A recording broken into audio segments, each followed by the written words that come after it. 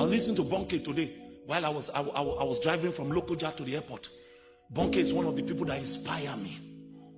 One of the people that I listen to because I know my calling is evangelistic. I was listening to Bonke, and he said he went to a country. Didn't name the name of the country, but he gave names, specific names.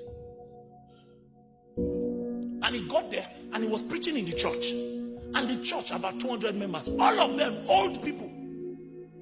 Old people. And he asked the pastor, where are all the young people? The pastor said, the young people in this city don't come to church. Come, let me show you where they are. And he carried him. He got to a big building, and it was a disco hall. And all the young people were there dancing. He said, sit down. As he was about to leave, God told him, open the dance floor and look. He opened it and he looked. And he said he saw on the young people's faces that what they were enjoying did not have capacity to give them what they wanted in life. So he told the man, where is the manager of this place? Who owns this place? I want to meet him. The man said, what is wrong? He said, I want to meet him. And they carried him to the manager or the owner of the place. And he said, give me 5 minutes. Oh my God. Please, give me 5 minutes. Let me talk to these young people. 5 minutes. The man said, never. You look like a preacher. Go and preach to your people in church. He said, I just came from church. The problem is that the young people don't come to church. They are here. Just give me 5 minutes. The man said no and walked away. As he was about to go, he too turned his back and the Holy Spirit said, tell him what you saw when you opened the door. So he told him. He said, he held him by the hand and turned him and said, sir, do you think that what these young people need, they can get it in your club? The man said, wow.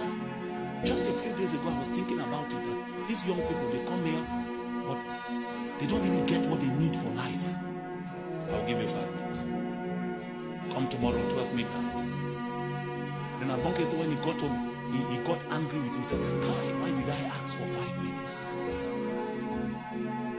Say if I had known, I would have asked for more time. He came, he said he arrived 11:45. He sat there in the disco drinking Coca-Cola, waiting. He said once it was 12, he jumped. You know how Bonke is dramatic. He said he jumped on the stage, took the mic from the DJ. He began to speak very quickly because he knew he had only 5 minutes. As he was talking, he began to hear people sing. He first of all told them, sit down. Everybody sat down. He said that's when he realized that there are no chairs in the dance club. Everybody sat on the floor. Then he began to rush. In that quietness, he began to hear people sobbing. One was crying there. One was crying there. One was crying there. He said once you see people sobbing, it's a time to make altar call. If you want this Jesus, come now. Everybody rose on their feet and began to come. But that's not the story. 1 year later, he came back. And that pastor picked him at the airport and said, Reynard, I need to show you something. He carried him back to that disco. The disco had become a church.